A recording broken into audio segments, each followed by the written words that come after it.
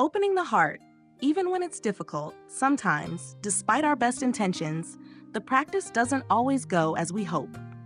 If, during the week, both of you have struggled to find ease or understanding, then your Friday evening appointment becomes a sacred opportunity, a time to practice deep listening and loving speech. The one who is hurting, who feels anger or sorrow, has the right to speak their truth. And if you are the one who caused their suffering, knowingly or unknowingly, then your role is to simply sit, to listen, not to interrupt, not to defend, just to be there with your full presence. Because you made a vow to listen with compassion, without reacting, without judging, without analyzing. You are listening only to help ease the suffering of the one in front of you. And when it is your turn to speak, when the time comes to share your pain, you have every right to do so. Not with bitterness, but with truth. You have a responsibility to express what is in your heart because your loved one has the right to know the full story. There is a shared promise between you, a commitment to walk through life not just in joy, but also in honesty. Speak your truth with calm. Use loving speech. And if you begin to feel overwhelmed, if anger or restlessness starts to rise, pause. Gently say, "My dear, I'm not able to continue right now. May we take a break and come back to this later? I need some time to breathe, to walk, to return to myself in mindfulness.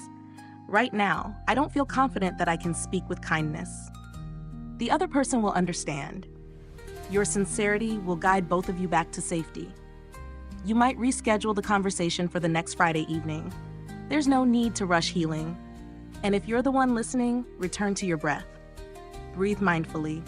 Stay present. Listen without clinging to your views. Listen with your whole heart, allowing the other person space to release what they've been carrying. Your compassion will naturally arise when you see how much they are suffering. In that moment, you are not just a partner, a friend, or a spouse. You are Avalokiteshvara, the bodhisattva of deep listening, not as a mystical idea, but as a living presence here and now. Compassion protects you from mistakes. We often forget that the person in front of us is also suffering. Sometimes we get caught in the belief that we're the only one in pain, and that the other person is somehow enjoying our misery. That belief can lead to harsh words, unskillful actions, and even cruelty. But if we can remember, truly remember, that the other person is hurting too, something shifts. When we hold compassion in our heart, we become the best therapist our loved one could ever have. Even if their words are sharp, even if they blame, analyze, or speak with bitterness, your compassion can remain steady. You won't be shaken. Because compassion is the medicine that softens anger.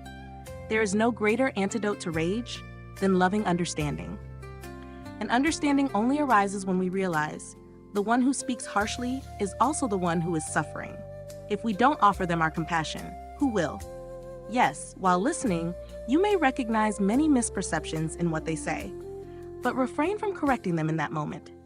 If you interrupt or try to set the record straight too soon, you cut off their chance to express what's inside. Let them speak. Just listen. Let the healing begin with your silence. This Friday evening is not about solving everything. It is a space, a sanctuary, where one person can fully open their heart and the other simply receives it. Perhaps in the days that follow, once things have softened, you'll have the opportunity to gently say, "My love, some of the things you shared, they may not have happened quite the way you remember. May I share with you what really occurred?" And when you do this, choose words of kindness. Speak with humility. If needed, you can invite someone else, someone who knows the full story, to help clarify things in a peaceful way. But in that sacred space of listening, say nothing. Just breathe. Just be there. That kind of presence can transform everything. Dear friends, when we listen with understanding, we allow healing to unfold, not through cleverness, but through care, not through argument, but through attention.